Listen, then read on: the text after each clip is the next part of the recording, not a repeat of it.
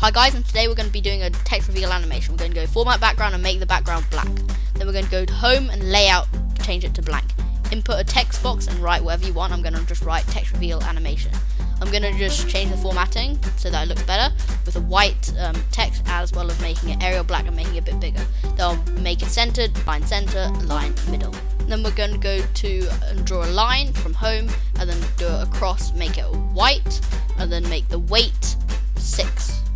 And then we can move that up and then draw now a square over a rectangle over it, and then make that shape fill black, no shape outline, and then send it back once. And so now group it with the line above, not the text box, just the line above, and then we pull it down slightly just to show that it can do the text animation. And then we make a motion animation, make it go down, make the duration 1.5, and then add another animation with motion path up this time. Now make it sure that the starting block is attached to the end, and then make it only go halfway up.